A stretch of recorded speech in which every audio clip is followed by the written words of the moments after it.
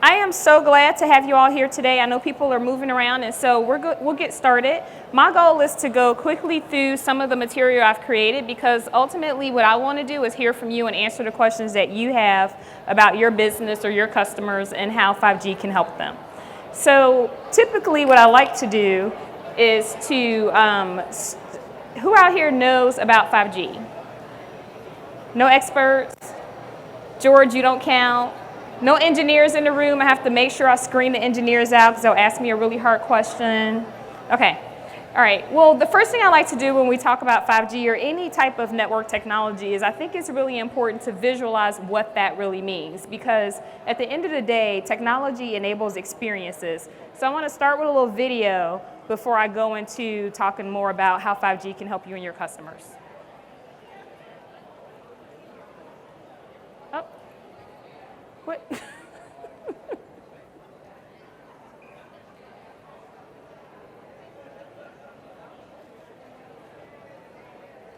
Hold on one second, we're having some technical difficulties.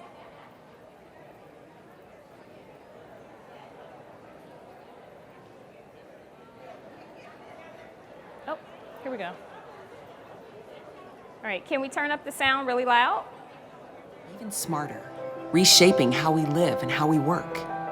Imagine a future where self-driving cars could connect to the world around them and make decisions in near real time, where doctors could see things they've never been able to see before, and retailers could use augmented reality to create a better shopping experience.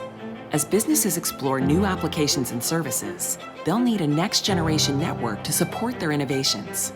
And with the AT&T Vision for 5G, entire industries could be transformed. This edge-to-edge solution will deliver ultra-high speeds, ultra-reliability, and ultra-low latency. But more than just speed, 5G will be smart, and AT&T plans to deploy 5G as a software-defined network with enough intelligence to transition between wired and wireless networks, delivering optimal performance. So a manufacturer could identify and fix machinery in record time. An insurance company could use drones to assess disasters in near real time. And a first responder could see through walls and smoke, saving lives faster than ever before. In a world where milliseconds matter, 5G from AT&T will provide new opportunities for business and ultimately unlock a world of endless possibilities. Can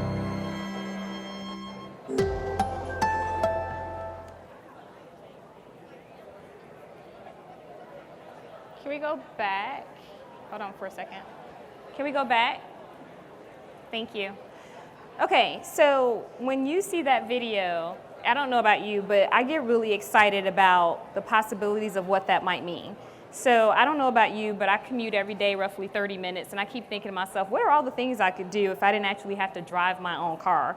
Or more importantly, how much more fun would shopping be if I didn't actually have to change clothes to see how I look in all those cool outfits when I'm at Nordstrom? So those are just some of the things that you saw there, but really what I want you to take away from that is in the world where you have 5G and you have this technology and digital transformation happening, almost anything is possible. And so as a business owner, what you should be thinking about is how can you transform either your business or how can you bring new and innovative solutions to the customers that you serve. And I will tell you that today we're going to talk about 5G, but a lot of the things that you can do, you don't have to wait for 5G. There's things that you can start doing today, and then they will only get better as 5G networks become available. So there are 5 major technology trends that are really driving this digital transformation that we're expecting. I'm going to go deep on 2 of them, which are Internet of Things, which is the division I work in at AT&T, as well as 5G. But some of the other really important ones, such as HMI, and HMI means human-machine interface. Basically, that's virtual reality. So if anybody visited the Jack Daniel's table for something other than a cocktail, they have virtual reality glasses over there. And so that's really about creating these immersive experiences that kind of transform how people do things. The cloud, I think most people are familiar with that. And then also software-defined networks. So these are the 5 kind of big trends that are driving this transformation that we're in now, and it will continue to be in for probably like the next 5 years. So I always like to kind of put things in perspective as we're talking about these transformational changes. And what I want you to understand is that this space is growing significantly. So we expect by 2025 for there to be about 1.2 billion 5G connections globally. Now think about it, 5G networks are just rolling out, so 1.2 billion is significant growth. And even when you think of Internet of Things, the number of connected devices is supposed to triple by 2025, growing to 25 billion. So again, this is a space that's seeing a lot of growth. And I would tell you that that growth is not just in the industrial space or upmarket in big business, but it's small business and it's also with consumers. I'll give you an example. There's a stat out there today that says the average household has 19 connected devices. So think about your house. You have a smartwatch, you have a couple of tablets, you have an alarm system. I have like 4 cameras at my house. I have thermostats that are all connected. So when you start doing the math, it's easy to see how like your home isn't just a home, but it really is turned into a smart home.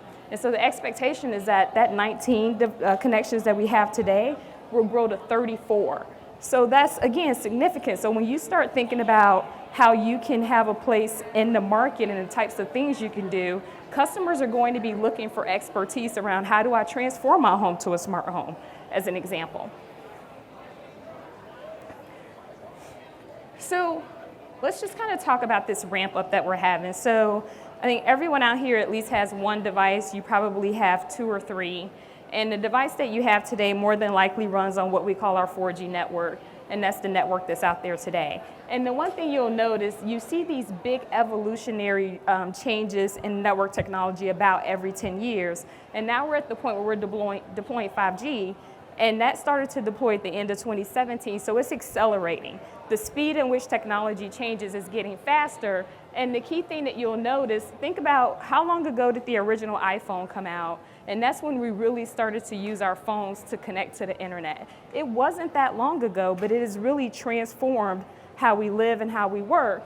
And that only gets more and more pervasive as we get more of these networks out there that improve the capabilities. A couple of things I want to point out is you can see on 4G, we say, hey, we expect for the speed to be about 80 megabits per second. And then on 5G, we expect that you can get as high as 4 gigs. That's significant.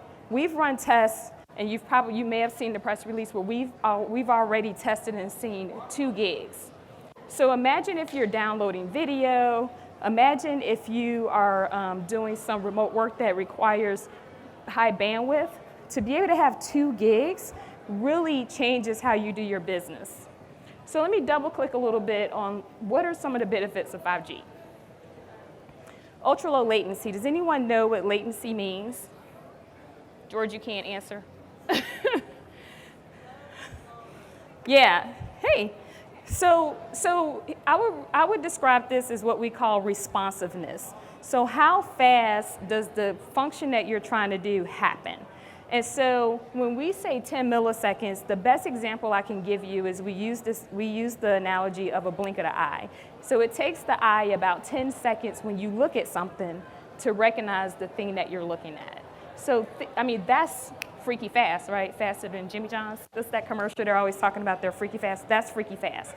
Ultra reliability. So a lot of times in businesses, you want a wired connection because you want to make sure it's always up, and you're concerned about using wireless because you think it's not as reliable. Where in the world of 5G, the reliability of the network will actually compete very well with fixed wireless. So then you start to think about, how can I really change my business if I don't need fixed wireless and I can be all mobile? And how does that allow me to serve my customers better? How does that make me more efficient? Do I still need brick and mortar, right? So you can totally transform your business. Massive IoT connectivity. So this was a really interesting concept. We're entering the age where you can have pretty much anything connected. And I would tell you that you don't necessarily need 5G to do that. There are other type of networks. Another type of network that my team works on is what we call a low power wide area network. And that basically means that you have a solution that requires really low bandwidth.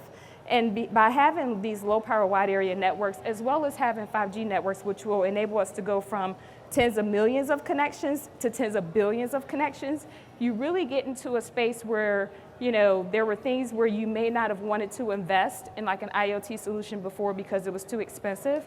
Well, you start to get into more reasonably priced solutions, and then it makes IoT accessible to everyone. So if I'm a person who runs a landscaping business, as an example, and so I invest in a lot of equipment to go out and service my customers, well, I may be concerned about either tracking where my employees are, did they actually make it to where they were supposed to go, did they make the appointment window, how do I keep track of my assets and make sure they don't come up missing? Those types of solutions become much more palatable and affordable for small businesses, as an example. And then lastly is around upload speed. And so we talked about the ability to handle these high bandwidth solutions like video, as an example. So on the virtual reality example that they have over at the booth on the other side, you can either have these virtual reality instances where you're interfacing with maybe content that's already embedded, or you can have those situations where you're actually having these immersive experiences with other people. And if you're doing that, you need it to be really quick and fast, and you need the video transmission between both to happen in a way that gives you almost real-time access to see what's happening so that you can have the type of experience that you want. So those are some of the benefits that we're going to see in the world of 5G.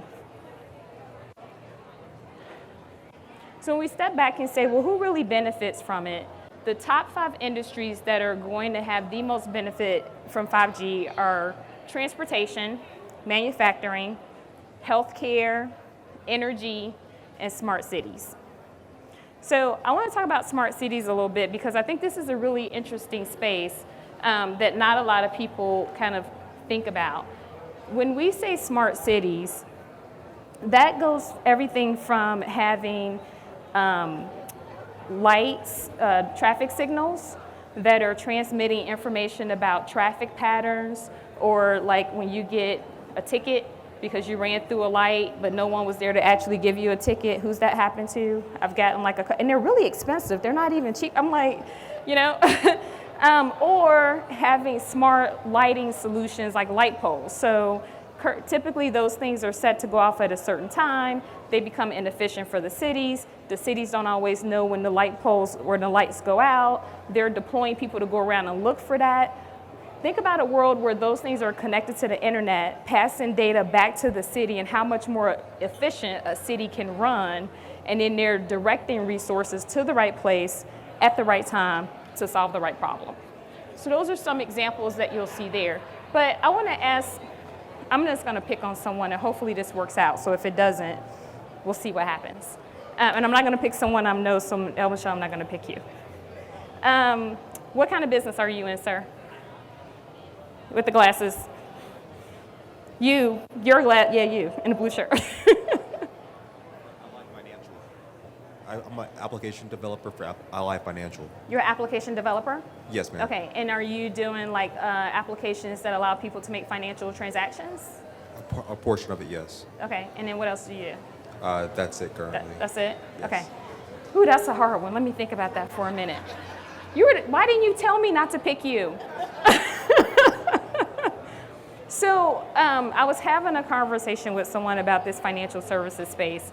You know, at the end of the day, if I'm a person who's online doing trading, maybe there's a server that supports the transactions of my customer.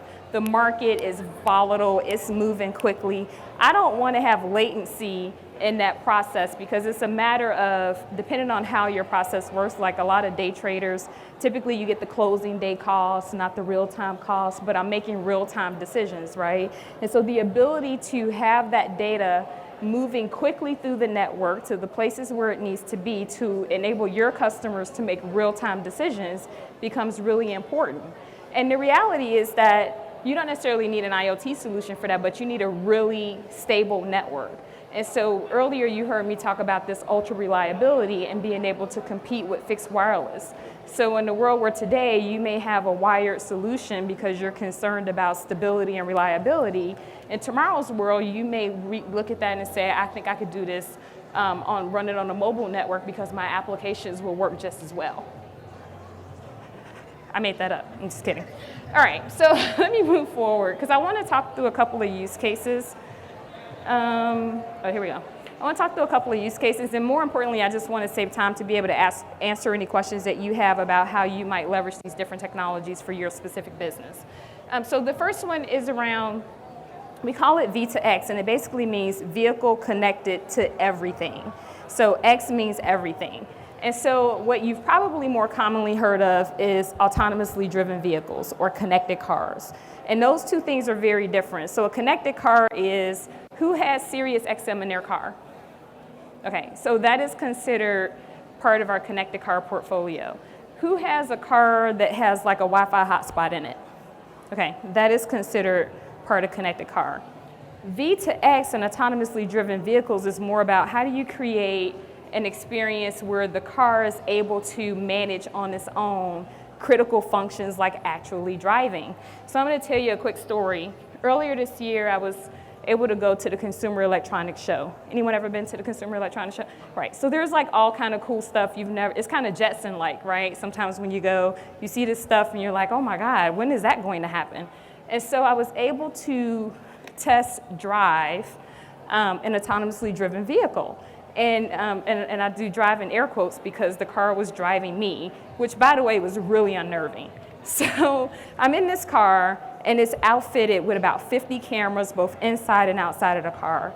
And when you talk about autonomously driven vehicles, it is not just about the car itself, but it's about the entire ecosystem that surrounds the car and creates an environment that's safe for me to let the car be in control and me not be in control.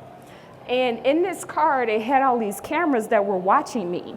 And the guy with the company who was my guide, he started to distract me, and the car picked up on the fact that I was distracted. And the car said, hey, you're distracted, I'm gonna take over driving, right? Now, what needed to happen for the car to know that? And I happen to be on the closed track, but imagine if you're driving down whatever the street is that runs outside a convention center. You have people, you have dogs, squirrels, like random things going out into the street. So you not only need the ability to have the devices in the car to detect all these things, but you also need to have that same thing in the city because it has to talk to the things around it. They're communicating. And that's why having a 5G network is so important because you can't have latency when it is pure milliseconds between me running you over and not running you over. So when we talk about autonomously driven vehicle in the context of 5G, it's not that 5G builds the technology that for the car itself, is that it creates the environment and the type of transmission of data that needs to be near real time so that you can actually do that. Make sense? All right, so we talked a little bit about AR, VR, or augmented and virtual reality. Who in here does training? Anybody? Coaching, training, great. Coaching, El Michelle over there, okay. So I think this is something, especially if you're in the space where you're doing like a training or a coaching, you can really create these immersive experiences for your students. And so I was talking to someone earlier who's, they actually help people work on public speaking. And so then I said, imagine a situation where you have someone who speaks publicly and being in front of big crowds makes them really nervous. Think about how you can use an immersive experience with virtual reality to have them physically feel like they're in that space. I'm at home, but there's 300 of you out there looking at me in my VR glasses so that I can work through my anxiety and improve my process. The same for teaching, right? So you want to create these different real life environments for students to elevate the way they can learn. And those are some of the things you'll be able to do with virtual reality and augmented reality. Who has a drone to take pictures? I feel like you have a drone, you're just not telling me. Okay. All right, so a lot of times you'll see people using drones to take pictures, but actually drones have become really important in the space of news, insurance, doing inspections on hard to reach areas like oil rigs and things like that. And where 5G really helps in this space, and you can do some of that today, the difference is what 5G will allow is real-time transmission of video and data back to whoever's controlling that drone so that they can make real-time decisions on next steps. And then we talked about this one a little bit. I talked about all the sensors in the car and how they kept distracting me, and then the car took over and told me I wasn't paying attention, so it needed to drive because it felt like it was a better driver than I was. Okay, so this is really what I want to get to. When the car took over, well, I can't hear you. So, it was a really interesting experiment. So the question was, what did I do when the car chimed in and said that it should take over driving? So first of all, I was on the test track, so I knew that I was relatively safe, right? So the worst thing that would happen is that we would run into maybe another car or a gate. But it's a really interesting feeling to not have control.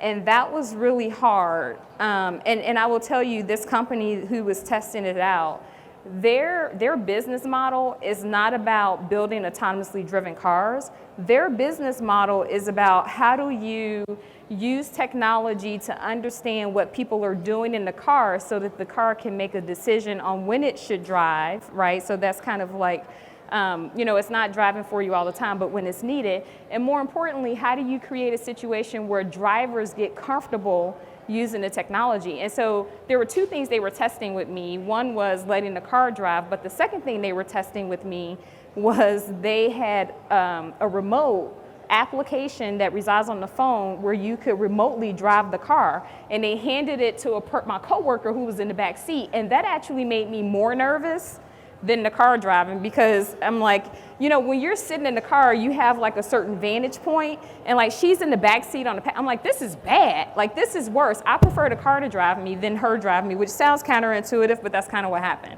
So it's really like, how do you get comfortable? A lot of times technology is way ahead of where we are as people in terms of technology adoption. And so their whole goal is to figure out how do you get people comfortable with the idea of this autonomously driven vehicle space.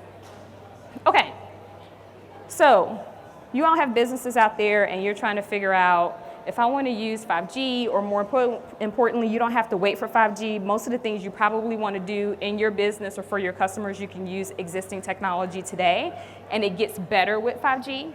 So the first thing, the question you should ask yourself is, what's my role? Am I a trusted advisor? Do companies come to me for advice and then I tell them what they should do? Am I an actual customer? Am I a supplier? So in that smart cities example we talked about with the smart light bulbs, am I someone who goes around and tries to sell that stuff to cities? Or am I a person, if I'm a trusted advisor, that goes in and talks to cities about an entire smart city solutions? Do I have a bunch of clients who are in the transportation space, and I'm trying to help them figure out how do they protect their assets and how do they comply with federal regulations around hours of service, which is how long drivers can drive? So am I that person, or am I just trying to figure out how do I apply it to my own business so that I can either run my business more efficiently or make more money or maybe even diversify? So first thing you have to do is step back and say, what role do I want to play in this world of 5G or just technology in general? Then the second item is, well, and then what's my goal? Am I trying to grow a business? Am I trying to drive efficiency? Or am I just trying to create maybe new business models that maybe don't even exist today? Because with all new technology, typically comes new roles and new things that we need people to do. And so am I trying to go out and become an expert and fill this niche that may have a lot of growth? And then the last part is around, again, you can start today. So you heard me say that 5G is rolling out. At AT&T, we've rolled it out in part of 19 cities. It'll be 29 by the end of the year. But I bet if any of you meet me over at the booth when this is over and we talk about your specific business, I'm guessing that 95% of what you want to do, we can do on LTE very effectively today. And so don't feel like you need to wait 3 years until there's a ubiquitous network across the country. Go and start today. Start experimenting. There's things you can do relatively cheaply. Figure out how it helps your business or helps your customers, and then build on it from there. But the most important thing is to start thinking about that, and just, that strategic time that you sit back and you assess your business and you say, where am I going? Include this in your thought process, and then figure out how you're going to integrate that. So with that, how much time do I, where's my 5 minutes? Okay, who has questions? I got 5 minutes.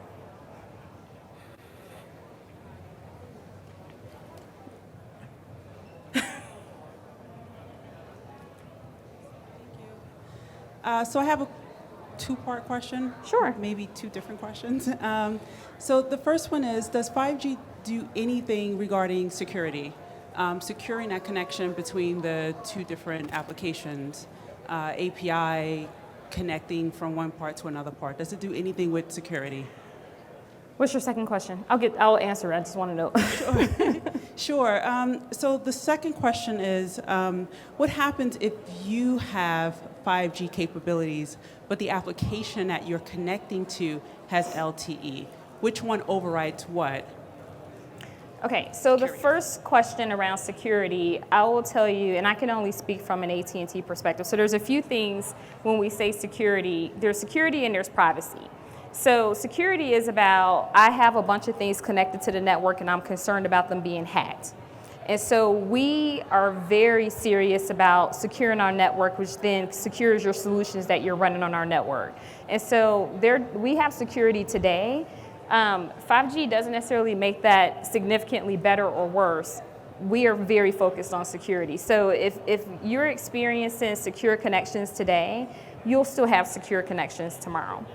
The second question around if you have an application that runs on 4G today and then it runs over a 5G network or vice versa, it really becomes performance. So I would tell you the ability for that to work is less about applications and really more about devices, right, and device compatibility. So your devices are talking to the network through radios, through SIMs, things like that. And so at some point, those things have to be optimized to work together. Typically your applications, most of them will be fine. You may notice performance differences. So for example, if there's AT&T customers in here, if you, in certain parts of this space, you may look at your phone and you saw it said 5GE, right? And so depending on where you are, you may see that. And what you'll notice when you have that 5GE or what we call 5G evolution is that the performance of your phone is much faster, and the performance of the applications on the phone, depending on how they're built, where they're hosted, all those things, may also be better.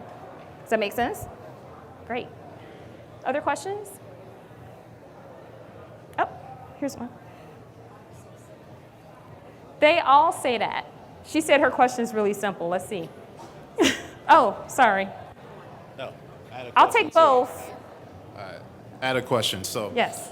there's a lot of excitement about 5G because of the speeds, obviously, and also the cost. So as a primary data connection, do you feel that 5G is ready to be the primary data connection within the business?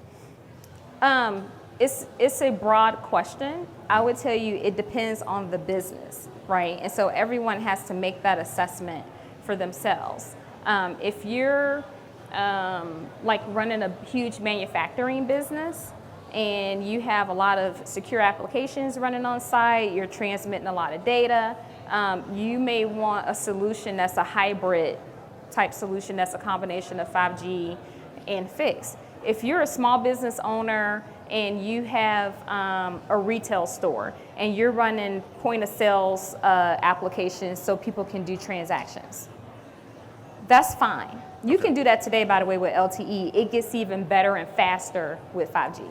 Okay. Can you hear me? So my two questions are. Two? Yeah. You told me you had one easy one. There should be easy for you. Okay. So LTE, that sounds like it's an acronym of some It sort. is an acronym. What does it mean? Long-term evolution. Long-term evolution? Yeah. And then API.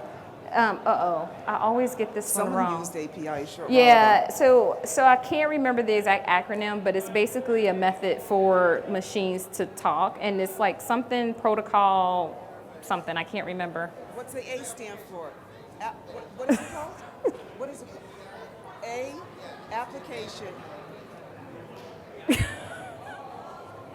Come find me at the booth and I'll give you the official Advanced definition. protocol interface is how they That's talk it. together. It allows one application to To pass talk data to to it. the other. That's right. Right. It's how the two talk to each other. Thank you, sir. I can take one more question? Yes? Okay, over here. The dreaded question. My name is Nudia Diallo, and I wanted to understand, 5G is a great thing, but how does that play into the lack of net neutrality? That's a really good question, and I don't think I'm the right person to answer it for you. But why don't we do this if we can follow up, and then we'll get you the right answer to that. Is that good? Awesome. All right, well, I think my time's up. I see Sequoia coming back. Thank you so much for attending. I'll be over at the booth if there are any other questions. And we have our folks over there ready to talk to you about 5G and any other AT&T services that we can offer. Thank you. Thank you so much, Shay. And please go visit her booth right after she exits the stage.